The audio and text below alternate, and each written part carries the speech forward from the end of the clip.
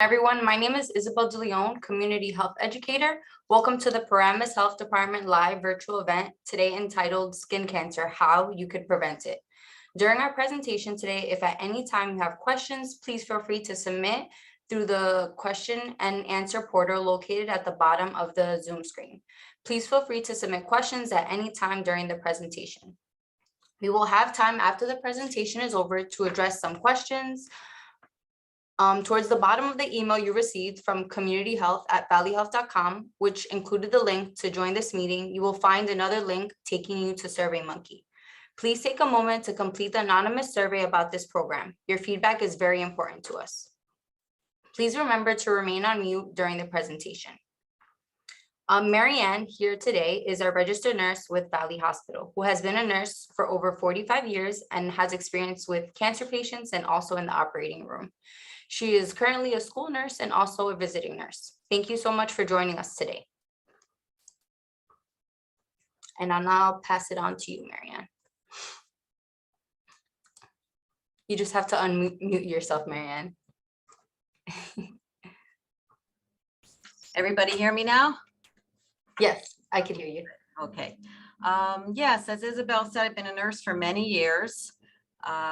I did many different jobs. Right now I work for Valley Hospital in the Community Health Department.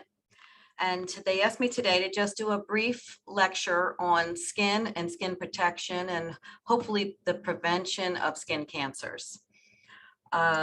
Most people who are watching TV and on the internet are very concerned about preserving their skin integrity as we get older. And a lot of information is out there. And like anything else, most of it, you have to just use your common sense. The best skin care starts from the inside, what we eat, what we drink. Best nutrition is eating the rainbow of vegetables. When I was a school nurse, I used to go into the pre-K and put up a big rainbow, and the kids would put up all the fruits and vegetables that they would eat during the day, the colors of the rainbow. That gives us many antioxidants and things that'll help prevent cancer and make your skin glow. A balance of rest and exercise, another common sense thing. No smoking. Smoking is a big dehydrator of your skin. Also, alcohol and caffeine consumption, another dehydrator of your skin. But the worst thing for your skin is what we're going to talk about today, is the sun exposure. We grew up, you know, I'm in my 60s, and we grew up thinking that we all needed a little color to look healthy and make our skin look better. But in the long run, we were really damaging our skin over time, because any sun damage that we got many years ago, and it accumulates over your lifetime. So anyway, the main thing today that I want to talk about is skin cancers and skin cancer prevention. With us all being in our homes for the last 2 years because of COVID, everybody's anxious to be outside, active, and not locked up anymore, which is very good for our mental health too. But as far as our skin health, we have to be very careful of the sun's rays. Let me see if I can do this. It's not going. Left arrow, or right arrow. Sorry, technology. Okay, there we go. Okay. Yes, getting the sun, how it affects your skin. The sun has mainly two rays, UV rays. UVA, which you can remember is the aging ray. And that causes most of your wrinkles and it suppresses immune system, can cause age spots, and really permanent damage to your skin. The UVB rays are the burning rays of your skin, as you can see in the picture when we're at the beach, how it causes the burns. When we were teenagers, we would go to the beach for hours and lay there and lay there and lay there and come back red as a lobster. And all that damage still remains under the surface of our skin. So you can remember the UVA rays are aging, UVB rays are burning rays. Let me see, next slide. Okay, is there a safe way to tan? Well, most dermatologists, yeah, American Academy of Dermatologists says no. There's no safe way to tan. Those tanning centers that a lot of people go to, a lot of the movie stars, housewives of New Jersey, they go to the tanning centers. It is the worst thing you could do for your skin. In trying to make your skin look better, you're really doing long-term damage to your skin. You can see on the slides here, they have sunburn from the sun, age spots from the sun, wrinkles, and the worst thing would be the skin cancer from the sun. I don't know whether I can point with this, yes. There is basically no safe way to tan. You can see when they took a picture, the dermatologist took a picture of a young girl, 17, and a lady in her 60s. The damage over time, you can see in this last picture. The young girl in the first picture, you can see she doesn't look like she has any damage at all. But as time progresses, you can see all the damage that has happened with her skin under the UV camera. And she's only 17 years old. And this young lady, look at her face from all the damage to this that the sun has caused over her lifetime. And who will get skin cancer? 1 in 5 Americans will get skin cancer in their lifetime. And people like me of Irish heritage are probably a little bit more likely. We have a little higher risk because we're fair skin, light skin, light eyes, but it can happen to any race or ethnicity. The skin cancer is not picky. It will happen with anybody.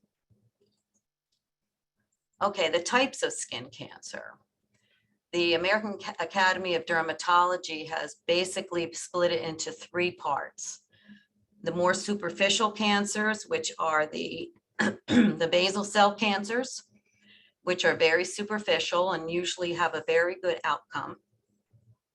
The squamous cell cancers, which is a little bit more deeper into the skin tissues, and the melanoma cancers, which are usually much more serious and need treatment immediately. Many of you probably out there have dealt with one of these kinds of skin cancers already in your lifetime, or at least know somebody who has. It's very common. Okay, the most common one, basal cell carcinoma, is mostly on exposed areas of your body, sun exposed. Your nose, your ears, men with bald heads on their scalp, your shoulders, your back, your legs. And they can look like little fleshy, pink, pearly bumps and irregular edges. And they're usually, once you notice them, you can have them taken care of easily at a dermatologist's office. Ordinarily, got caught early, there's no problem usually with a basal cell. Sometimes they worry if they're recurrent and recurrent and recurrent, it might lead to deeper forms of skin cancers. Let's see. Squamous cell, that's the second most common form of skin cancer. And as you can see from the picture, a lot of times it's the same thing as the basal cell on the sun-exposed areas of your body, your nose, ears, face, temples, shoulders, arms, legs, almost anywhere the sun can touch. You can see in the picture up here, sometimes it'll appear like this, and it'll be a sore that just won't heal. You notice it, and just this thing is not healing. It's not going away. It's looking very strange. It can be reopen and bleed. It can be scaly, different patches. So that's another thing that most of the time, if caught early, can be taken care of in the dermatologist's office. As with all the cancers, the faster you get to the dermatologist, the better outcome there'll be. Okay, and melanoma. This is the one that is the most serious part of skin cancers today. And a lot of times it comes from a mole on your body that's has extreme sun exposure and starts to change. And that can be on your back, your torso, your neck. And the insidious thing with melanoma is that it can even appear in your eye, inside your eye. That, believe it or not, is a fairly common spot for melanoma. And you can tell, you can see on this picture, if I can get my little cursor, melanoma looks different than the other two. It's a little irregular, and we'll talk a little bit more about that too. But with lifetime sunburns like this man is showing here, you have to be extra careful to check yourself for these different skin cancers. Yes, one American dies every hour from melanoma. That's how common it is in America. And this statistics that has touched my life is this one. Women 15 to 29 years old are second common cancer that kills them, you know? So this is not something to mess around with. See something like this on your body, right to the dermatologist. Don't wait. Make an appointment immediately. Okay, who gets melanoma? Like I said before, it doesn't discriminate, but people with blonde hair, blue eyes, red hair, more fair-skinned people have a higher risk. But that doesn't mean anything, because anybody can get melanoma. It can happen to anyone. Okay, what does melanoma look like? The American Academy of Dermatologists has made this little chart here, the ABCDE, to just, when you're checking your body, to be aware of this little alphabetic reminder. You know, if you have an area like this, that you draw a line down, imaginary line down the middle, and it's not symmetrical. So the suspicious part is that you can't match both sides of it. Then you think, that's something that maybe has to be looked at. It's not symmetrical. B, the borders. Melanoma will have irregular borders, as you can see on here. They're very, very wiggly, wavy, not like a regular mole on your body, which is usually very symmetrical and round and with very smooth edges. And C, the color. A color of a melanoma can be many different colors, like this one here, light in the middle, dark in the edges, very dark on the left edge, sometimes red, sometimes even a little bluish, like this one. Again, right to the dermatologist, okay? And D, the diameter. A lot of times a melanoma is bigger than 6 millimeters, which is about the size of a pencil eraser, okay? And the last thing, evolving. Okay, you see a mole in your body, right? And you're not sure. But if you start to see it grow, start to see it change, start to see the borders become irregular, or the colors are not symmetrical, again, that's the time that you should make your appointment with your dermatologist. Okay, and this is another thing too, since most of us can't check every part of our body, you can't really see your back. Look at your family, look at your husband, your wife, your kids on a regular basis, so you can look at their skin and see if anything is suspicious on their skin, because we can't always check everything. Here we go again. This is another thing too. Everybody should be checking regularly. Like they say with women screening themselves for breast cancer is the best time to do it in the shower. Same thing with skin cancers. After you take a shower, check everywhere. If you can see your back, your elbows, in between your toes, behind your neck, everywhere you can possibly see. Parts that you can't see, hopefully you have a loved one that can check that area for you. Okay, skin cancer prevention. This is basic common sense. It should be for everybody who has an internet connection and watches the news. Umbrellas, hats, sunglasses, sunscreen, generous application of a broad spectrum sunscreen to help filter out those UVB and UVA rays.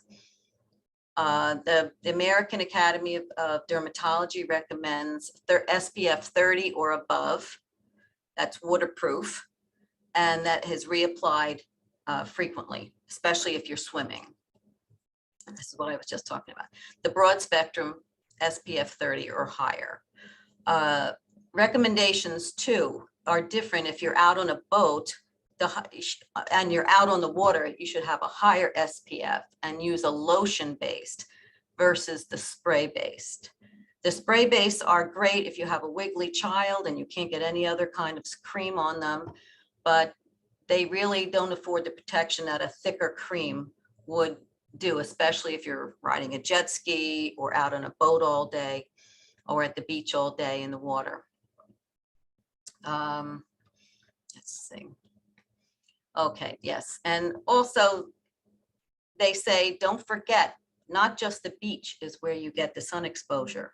You get it when you're on the water, like a boat, jet ski, and the sand reflects the sun. And when you're skiing the snow, you can get a burn from the sun being reflected from the snow. So there are times when you really have to remember to put on your sunscreen. And cloudy days, the rays come through the clouds. You can still get a burn. As far as supplements go, there's a lot of discussion these days on supplements. Vitamin D is very good for your skin, and you do get some from the sun, but you can get it also from mostly from your diet. Many doctors will recommend supplements, but you'd have to talk with your own individual doctor about what supplements they recommend for you. Many people take collagen, they take all sorts of supplements. Again, you have to check with your doctor to see what's best for you. Many doctors feel, if you have a healthy diet, you don't need the supplements. And the other thing is avoid the tanning beds. I know people think they look so much better if they have a tan, but it really is so harmful and so damaging to your skin. So if there's any questions, Isabel is going to take questions and let me know if you have any questions about anything. Are you there, Isabel? Yes, thank you so much, Marianne, for your presentation. Oh, there was one other thing. Let me just share with you. That one statistic about women from 15 to 25 being diagnosed with melanoma. This is, I don't know if you can see this little picture of this beautiful little girl who was my niece, who died of melanoma at age 24. So this is the face of melanoma. It's not just, older people who are out in the sun all their lives. So just be very diligent with your sunscreen. Okay, Isabel, I'm good. You can go. Alrighty, I did write in the chat if anybody has any questions, please feel free to write them in the chat. But I have a question in general, Marianne, since no one has answered anything yet. Sure. So in general, do you recommend to wear sunscreen every single day? Yeah. Okay. Yes, and a lot of makeups. I don't know how, now with everybody wearing masks, a lot of times your face, well, some people do, some people don't. A lot of foundations have SPF protection right in the foundation of the makeup. So that's an easy way to protect your skin, especially your nose. A nose is a very common, because it, it sticks out, common place for cancers to develop. Interesting, I didn't know that. Thank you. And don't forget about your lips too. Mm. Chapstick with SPF in it too, because basal cell carcinoma is very popular with the lips. Alrighty, that was the only question I had.